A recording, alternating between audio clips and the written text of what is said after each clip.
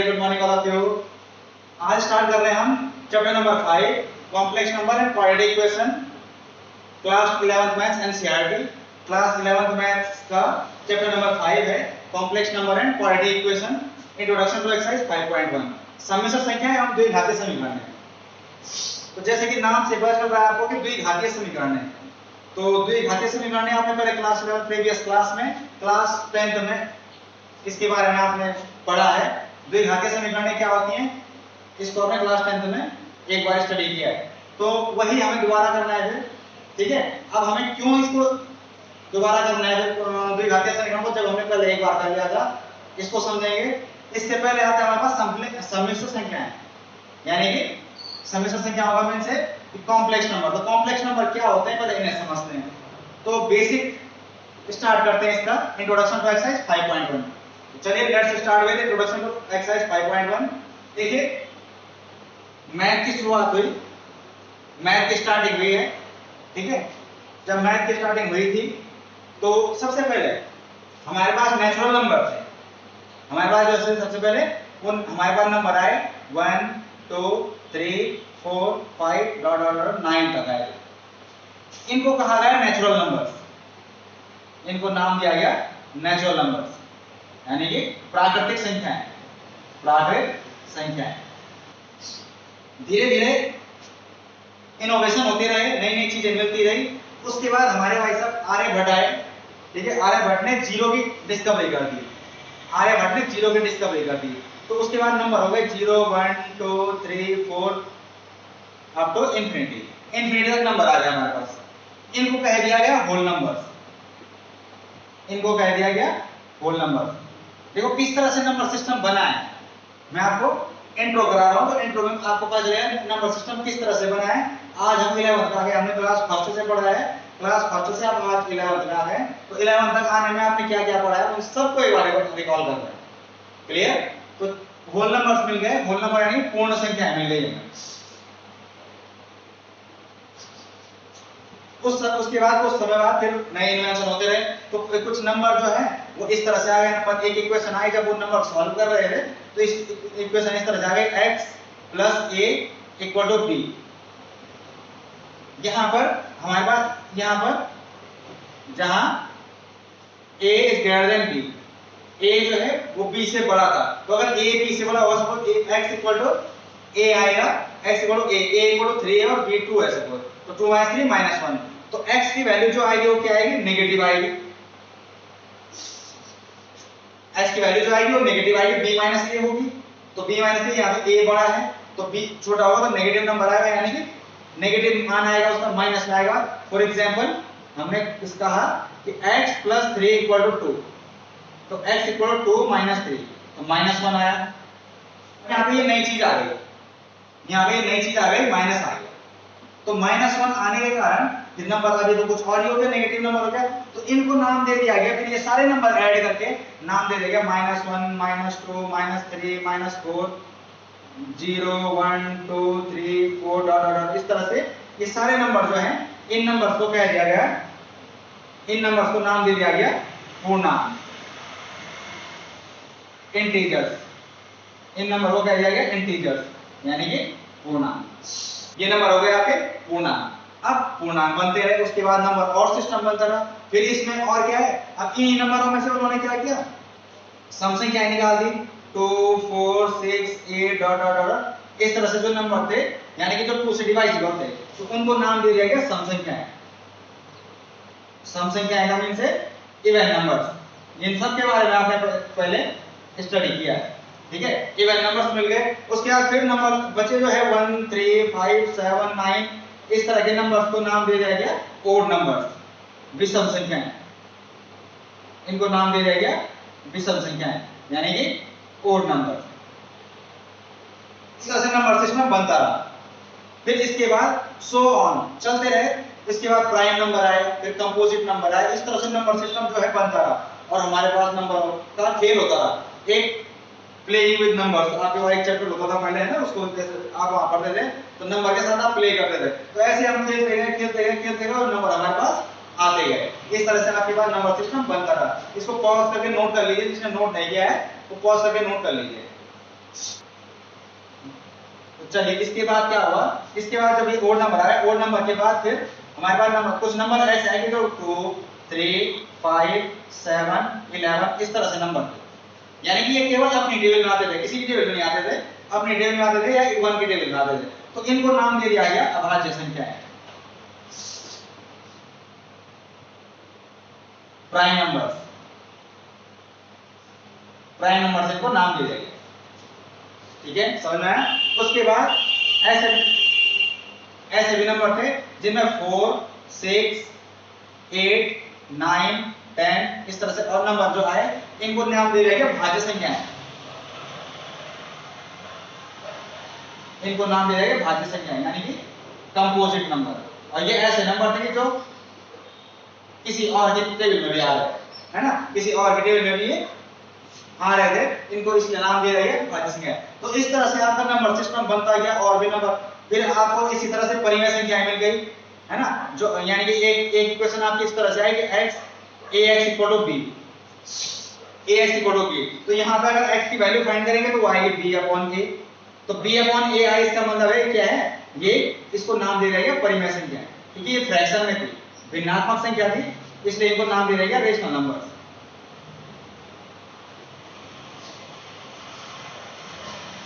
इनको नाम दिया गया रेशनल नंबर। अब जब ये रेशनल नंबर हो गए तो रेशनल नंबर होने का, क्योंकि रेशनल नंबर में जो कभी डिवाइड नहीं होता, कुछ नंबर ऐसे दिया है कि जैसे 11/7, एक नंबर आया 11/7, इसको डिवाइड करेंगे तो नंबर जो है वो चलते रहेंगे इनफिनिटी, यानी कि ये 7 में 7 बाकी बचा 4 40 7 5 35 5 50 7 49 1.7 इस तरह से चलता रहेगा कंटिन्यूअसली, ये कभी डिवाइड नहीं होगा। ये जब कभी डिवाइड नहीं होगा इस तरह से नंबर आते गए, कभी डिवाइड नहीं होगा, इसको नाम दे दिया गया फिर अपरिमेय संख्याएं, अपरिमेय संख्याएं, इरेशनल नंबर्स। अब इस तरह से हमारा नंबर सिस्टम बन गया। ठीक है, हम पढ़ने लगे फर्स्ट से आगे 10th तक आ गए भाई साहब, 10th तक हमने कितना सारा पढ़ लिया है ना, अब तो हमें मैथ अच्छी तरह से आ गई है, समझ लो आ गई है, एज्यूम कर लो, मान नहीं सकते आप, ये चीजें तो मान नहीं सकते। तो चलिए आ गई है, मैं तो समझ गए हम इनको कि इस तरह से नंबर सिस्टम हमने पढ़ लिया। उसके बाद हम आए क्लास 10th। अब क्लास 10th में थोड़ा सी गड़बड़ हो गई। क्लास 10th में आपने आगे फिर क्या किया, दो चर राशियों वाले एक समीकरण पढ़ी, दो चर राशियों वाले एक समीकरण आपने पढ़ी, दो चर राशियों वाले एक समीकरण, linear equation in two variables, linear equations in two variables, linear equations in two variables पढ़े आपने, या linear equation in one variable भी आपने 9th में स्टडी किया था। इनमें क्या होता है, linear equation in two variable, ये बिना एक्सपोनेंट के बिना पावर के इक्वेशन होती थी, जैसे 2x + 3y + 7 = 0, इस तरह से कोई भी इक्वेशन होती थी, या इसकी हम जनरल इक्वेशन बना दें तो ये हो जाती थी ax + by + c = 0। ये जनरल इक्वेशन इस तरह से होती थी इसकी, ax + b, इसमें x भी था और y भी था, वेरिएबल इसमें x भी था y भी था, कांस्टेंट हम आपके a b c ये नंबर थे आपके इसमें। तो इस तरह से भी इक्वेशन आने लगी, इनको भी हम सॉल्व करने लगे। जिसने नोट नहीं किया वो पॉज करके नोट कर सकते हैं, है ना, पॉज करके वो नोट कर सकते हैं। तो फिर ये आए, ये इसका हमने क्या किया, जनरल फॉर्म पढ़ी। ठीक है, दो चर राशियों वाले एक समीकरणों को हमने प्रतिस्थापन विधि, विलोपन विधि, एलिमिनेशन मेथड था, क्रॉस मल्टीप्लिकेशन मेथड था, सब्स्टिट्यूशन मेथड था, इन सबको हमने पढ़ा। उसके बाद फिर हमारे पास द्विघात समीकरण में आ गया, द्विघात समीकरण में आए हम। तो हमारे पास द्विघात समीकरण, जब क्वाड्रेटिक इक्वेशन पढ़ी आपने, तो क्वाड्रेटिक इक्वेशन में आपने पढ़ा कि एक क्वाड्रेटिक इक्वेशन का जनरल फॉर्म होता है ax² + bx + c = 0, ax² + bx + c = 0, ये आपने यहाँ पे पढ़ा। ठीक है, अब जब आपने यहाँ पे पढ़ा तो इसमें आपने क्या तीन केसेस पढ़े, तो तीन केसेस होते थे आपके। Number first, if b² - 4ac = 0 होता था, b² - 4ac क्या है, d डिस्क्रिमिनेंट का मान, विविक्त कर का मान, विविक्त कर होता था b² - 4ac, इसमें आपने विविक्त कर पढ़ा, विविक्त कर डिस्क्रिमिनेंट कहते हैं इसे, d = b² - 4ac पढ़ा था। जब हमने b² - 4ac पढ़ा तो इसमें आपने देखा कि जब b² - 4ac की वैल्यू 0 आती है, जब हम इसको चेक करते हैं तो b² - 4ac की वैल्यू जब 0 आती है तो इसके दो वास्तविक तथा समान मूल होते थे, दो वास्तविक तथा समान मूल, यानी कि इनके आंसर आते थे। इनके आंसर कैसे आते थे? रियल आते थे, रियल रूट आते थे और इक्वल रूट आते थे। अगर एक 2 होगा तो दूसरा भी 2 आएगा, एक -3 होगा तो दूसरा भी -3 आएगा, इस तरह से इनके आंसर आते थे। नंबर सेकंड, अगर हमने पढ़ा था if b square minus 4ac की वैल्यू अगर 0 से बड़ी है, इसका मतलब पॉजिटिव है, धनात्मक वैल्यू है, पॉजिटिव वैल्यू है, तो पॉजिटिव में क्या होता है? वो मूल तो दो ही होते थे लेकिन असमान होते थे, दो वास्तविक तथा असमान मूल, दो वास्तविक तथा असमान मूल होते थे इनके। जब b स्क्वायर माइनस 4ac की वैल्यू 0 से बड़ी आ जाएगा यानी पॉजिटिव आ जाएगा। तीसरी इक्वेशन हमने पढ़ी यदि b स्क्वायर माइनस 4ac की वैल्यू अगर 0 से छोटी आ जाए, 0 से छोटी का मतलब है कि ऋणात्मक आ जाएगा, नेगेटिव आ जाएगा वैल्यू, तो तब क्या होता है? तो कोई वास्तविक मूल नहीं होता, कोई वास्तविक मूल नहीं। तो ऐसी इक्वेशन में कोई वास्तविक मूल नहीं होता था, तो इसको हम सॉल्व नहीं करते थे। हमारे पास एक क्वाड्रेटिक फार्मूला गिवन था, वहां पे द्विघाती सूत्र, उससे इसके रूट तो आ जाते थे लेकिन वो वास्तविक नहीं होते थे, वो रियल नहीं होते थे, वो रियल नहीं होते थे रूट, है ना? वो प्लस माइनस में आ जाते थे, रूट में आ जाते थे, रूट के अंदर ही आ जाते थे, इरेशनल भी हो जाते थे। तो उस तरह के आंसर हमने इसमें निकाले। तो इन्हीं को सॉल्व करने के लिए अब यहाँ पे कॉम्प्लेक्स नंबर का जन्म हुआ। इन्हीं को सॉल्व करने के लिए अभी पुरानी मैथ सब फेल और अब नई मैथ आएगी, ठीक है? तो नई मैथ इन्हीं के जन्म के लिए यहाँ पे हमारे पास क्या बना था? एक इक्वेशन आई हमारे पास x² + 1 = 0। 10th में हमारे पास, जब हम 10th में आए अभी तक तो नहीं पता, लेकिन जब हम 10th में आए तो हमारे पास एक इक्वेशन आ गई x² + 1 = 0।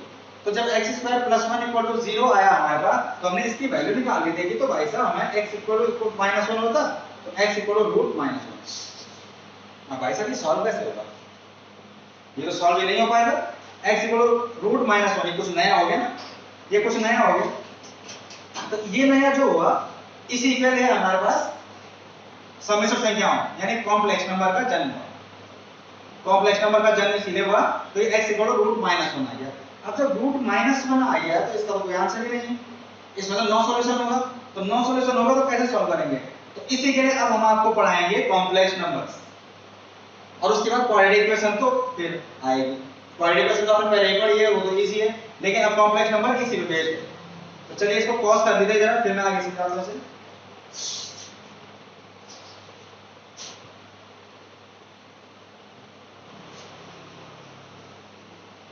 तो देखिए x = √-1 जब हमारी वैल्यू आ गई x = √-1, तो इसको अब जो साइंटिस्ट थे, मैथमेटिशियन जो थे, सॉरी साइंटिस्ट बोल रहा हूं मैं, सॉरी माय मिस्टेक, मैथमेटिशियन जो थे, तो जो मैथमेटिशियन थे उन्होंने इसको नाम दे दिया i। i का मतलब था आयोटा, इसको पूरा नाम दिया उन्होंने आयोटा, इसको कहा जाता है आयोटा, और इसको रिप्रेजेंट करते हैं i से, आयोटा, और रिप्रेजेंट करते हैं i से। इसका मीन से i की वैल्यू जो है वो √-1 है, √-1 की जगह में अब i रखेंगे। i की वैल्यू क्या है? √-1। तो जहां जहां √-1 आएगा वहां पे i रखेंगे। तो i² कितना हो जाएगा? √-1 × √-1 यानी कि √-1 का स्क्वायर, तो स्क्वायर से रूट कैंसिल, तो -1। i² की वैल्यू आ गई -1, i² की वैल्यू आ गई -1। समझ में आ रहा है सबके? समझ में आ रहा है सबके? कॉम्प्लेक्स नंबर नई मैथ शुरू हो गई है भाई साहब, पिछली मैथ जो है सब फेल हो चुकी है, ठीक है? तो i² आ गया -1। तो i³ की वैल्यू क्या होगी? i³ को कैसे तोड़ेंगे? i² × i, तो i² की होती है -1 × i की i, तो यानी कि -1i, i³ की हो गई -1i। फिर i⁴ की वैल्यू i² × i², तो i² की -1 × -1, तो -+1, तो i⁴ हो गई 1। अब ये i⁴ जो है इसी पे हमें सबको तोड़ना पड़ता है, तो हम जितनी चाहे वैल्यू निकालना वो निकाल सकते हैं। सपोज हमारे पास वैल्यू i है i50 की, तो i50, i का मतलब है आयोटा, मैं i बोल रहा हूं, ठीक है? i का मतलब है आयोटा, तो इसको i को कहते हैं आयोटा, आयोटा की वैल्यू है √-1। तो i⁴ की वैल्यू कैसे फाइंड करेंगे? तो i⁴ को तोड़ सकते हैं हम कैसे? 4 12 जा 12 4 जा 48, 12 4 जा 48, i 48 हो गया, बाकी बचा i²।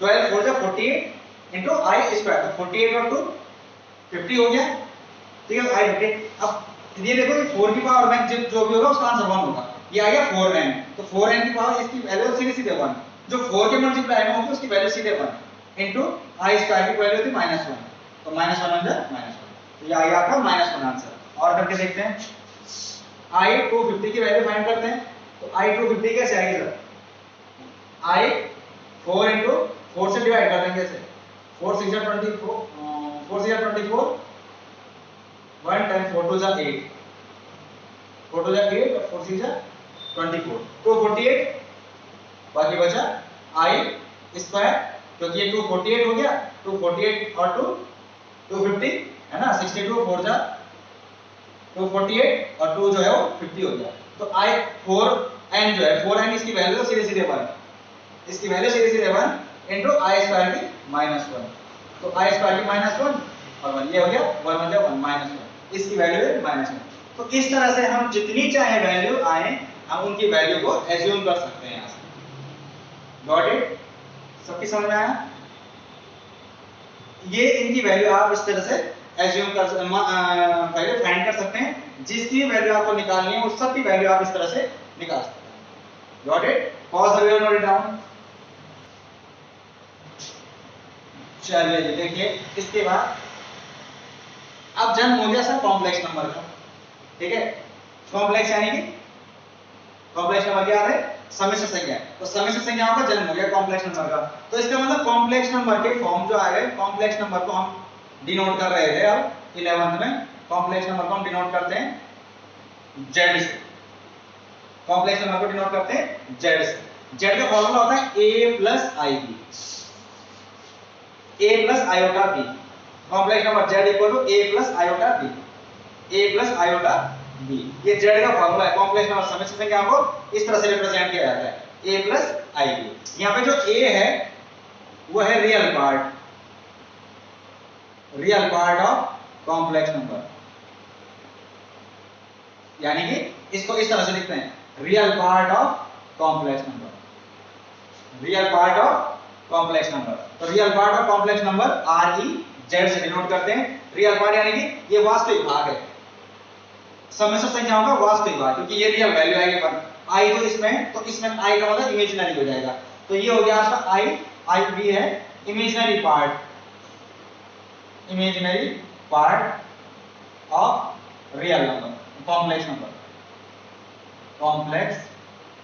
Number, imaginary part of complex number, image,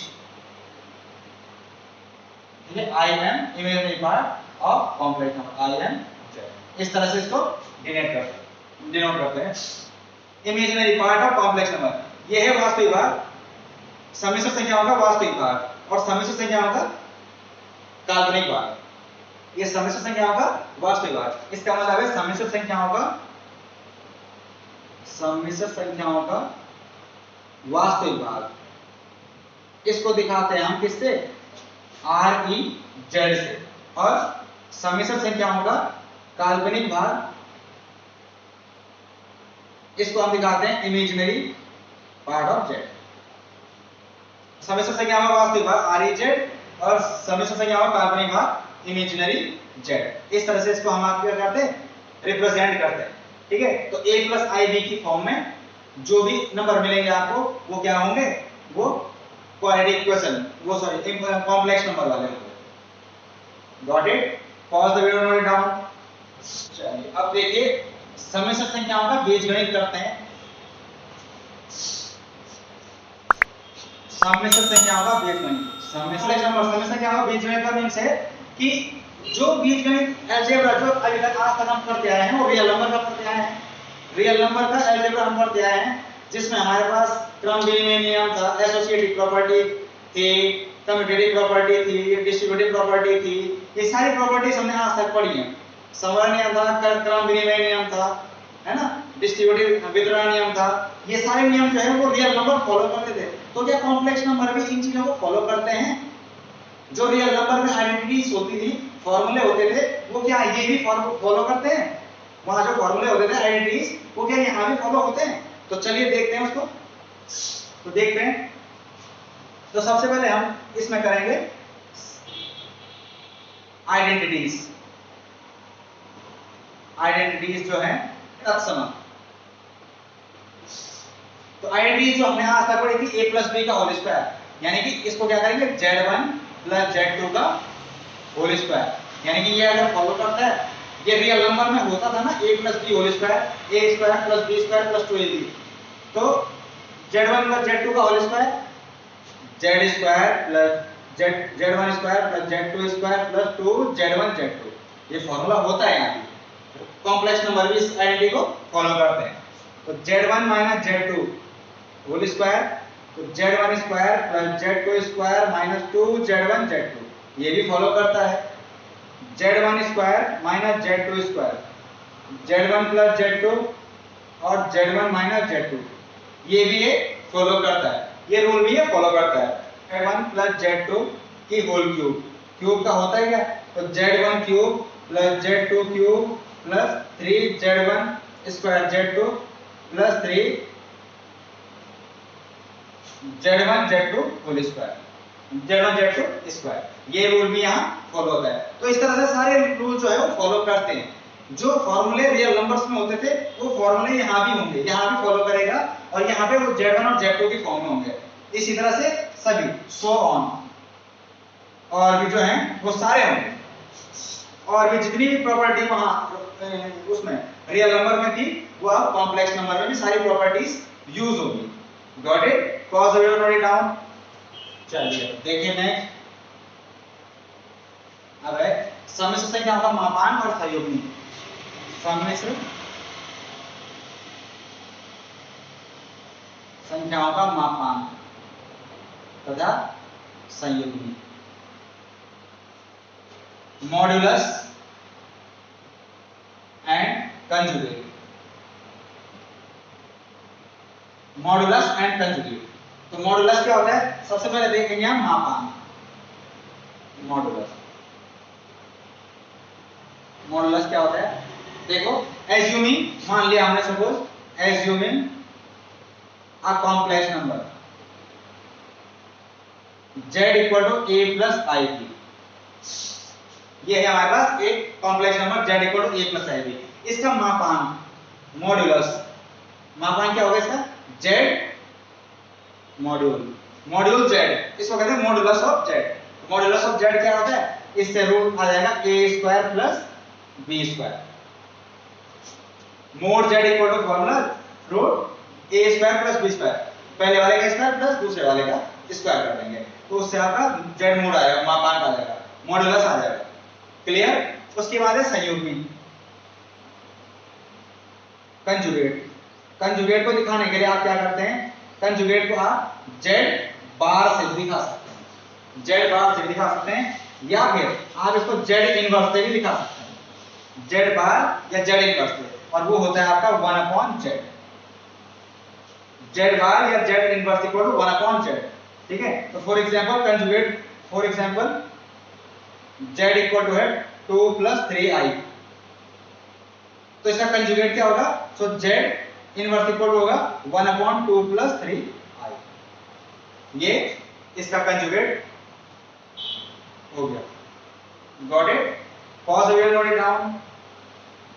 चलिए देखिए अब इसके बाद दो सम्मिश्र संख्याओं का योग, योग करते हैं ना, addition of two complex number, addition of complex numbers, addition of complex numbers.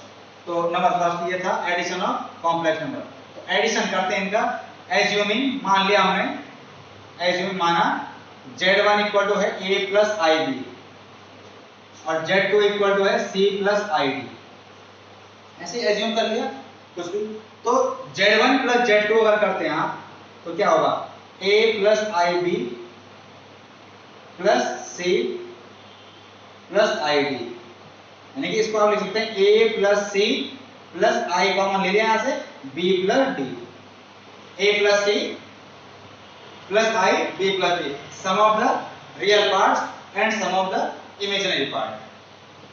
इसको ये इस तरह से हम क्या कर सकते हैं, सम कर सकते हैं इसका,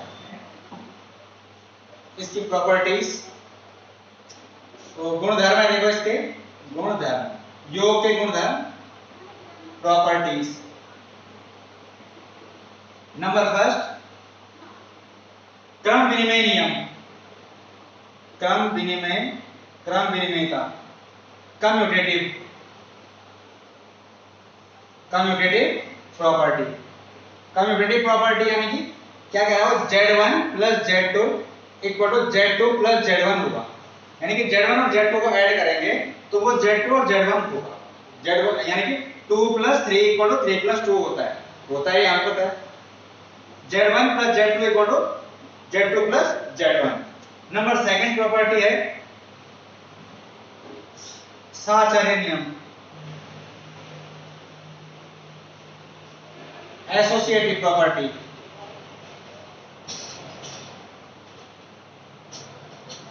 associative property Z1 plus Z2 plus Z3, Z1 plus Z2 plus Z3 equal to Z1 plus Z2 plus Z3, ये भी इक्वल होगा। यानी कि अगर हम Z1 और Z2 को ऐड करके उसके साथ Z3 भी ऐड करते हैं तो Z2 और Z3 को ऐड करके जो आएगा उसमें Z1 जब ऐड करेंगे तो वो दोनों क्या आएंगे, इक्वल ही आएंगे, यानी कि इसकी वैल्यू और इसकी वैल्यू दोनों इक्वल आएंगे। Got it. नंबर थर्ड, योगात्मक प्रतिलोम, योगात्मक प्रतिलोम, additive inverse, additive inverse. Additive inverse में क्या करते हैं, Z1 equal to minus Z1, Z equal to minus Z and minus Z equal to Z। जो माइनस है वो प्लस हो जाता है और जो प्लस है वो माइनस हो जाता है, तो इसको कहते हैं एडिटिव इनवर्स। एडिटिव इनवर्स क्या है, जो माइनस है वो प्लस और जो प्लस है वो माइनस। Got it. चलिए pause the video, note it down. आप देखिए दो समिश्र संख्याओं का अंतर, दो समिश्र संख्याओं का अंतर। नंबर सेकंड है दो समिश्र संख्याओं का अंतर, difference of two complex numbers, difference of two complex number. Assuming, suppose हमने एज्यूम कर लिए दो complex number assuming Z1 equal to A plus IB और Z2 equal to C plus ID। इसका डिफरेंस करेंगे तो Z1 minus Z2 equal to A plus IB minus C plus ID। Solve करते हैं, A plus IB minus C minus C ID, A minus C plus IB minus minus plus minus ID, IB minus ID, IB minus ID, A minus C plus I common B minus D। तो ये हो गया क्या, Z1 minus Z2, दो संख्याओं का अंतर, दो समिश्र संख्याओं का जो कॉम्प्लेक्स नंबर है तो उनका डिफरेंस इस तरह से होगा, A minus C plus I B minus D। इसका मतलब रियल नंबर का सब्ट्रैक्शन अंतर, रियल नंबर का अंतर प्लस कॉम्प्लेक्स नंबर का अंतर, difference of two real number और difference of plus difference of two complex number. Got it. Pause the video, note it down. दो समिश्र संख्याओं का गुणन, दो समिश्र संख्याओं का गुणन,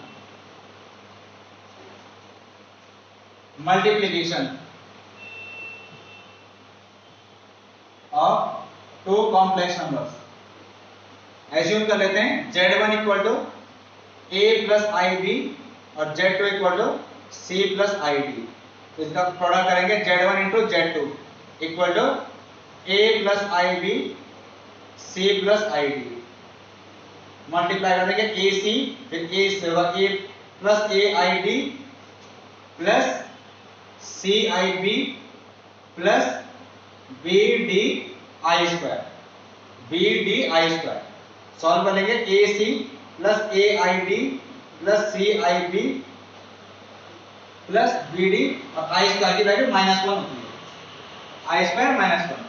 सॉल्व होगा ये AC plus minus BD plus, यहां से इन दोनों में से I कॉमन ले लेंगे, I AC माइनस BD हो गया I, और ये AD plus BC, AD plus BC, ये हो गया इनका product of two complex numbers. Got it? समझ में आया सबके? चलिए पॉज करके नोट कर लीजिए। नेक्स्ट, दो समिश्र संख्याओं का भागफल। अब दो समिश्र संख्याओं का भागफल, दो सम्मिश्र संख्याओं का भागफल,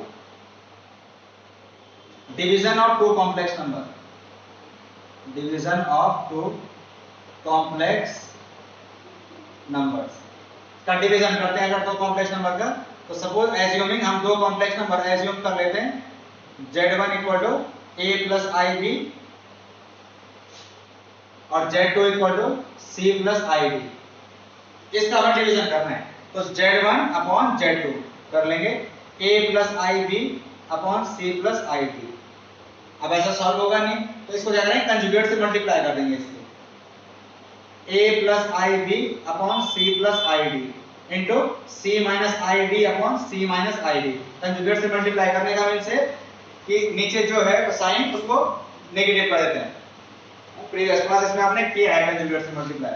सॉल्व कर देंगे a plus IB C minus IB, इसको तो ऐसे रहने दो, a plus IB C minus IB, इसको ये C plus ID C minus ID, a plus b a minus b बन गया।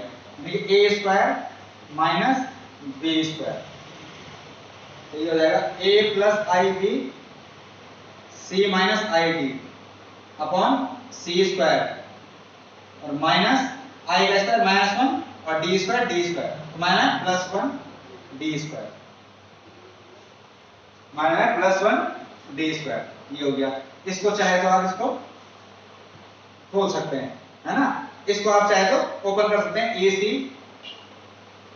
Minus a ID plus IBC, IBC plus minus I square BD upon C square plus D square, C square plus D square. तो चलिए मैं इसको pause कर देता हूं, ऊपर सबने नोट कर लिया है, जिसने नोट नहीं किया नोट कर लीजिए, पॉज कर रहा हूं इसे। तो इसको नोट कर लिया आपने। अब क्या होगा, देखो इसको सॉल्व कर लेंगे, ये हो जाएगा AC माइनस माइनस प्लस, ये माइनस और I स्क्वायर माइनस 1, तो minus plus plus I square minus 1 यानी 1 हो गया BD, AC प्लस BD, और ये हो गया माइनस यहाँ से कॉमन, सॉरी इसको सही करो, plus IBC minus AID upon C square plus D square. Solve कर लेंगे तो AC प्लस BD, इसमें से common plus IBC minus AD upon C square plus D square. इस तरह से इसकी वैल्यू भी हम फाइंड कर सकते हैं। Got it? समझ में आया सभी ने? तो it was the introduction to exercise 5.1। Exercise 5.1 का इंट्रोडक्शन था ये। अब इसके बाद हम नेक्स्ट वीडियो में करेंगे एक्सरसाइज 5.1 और class 11th maths NCERT chapter number 5 complex number and quadratic equation. तो तब तक के लिए आप इसको रिवाइज करेंगे एक बार, फिर इसका हम क्या करेंगे, एक्सरसाइज। ओके, मिलते हैं नेक्स्ट वीडियो में, तब तक के लिए टेक केयर, बाय बाय।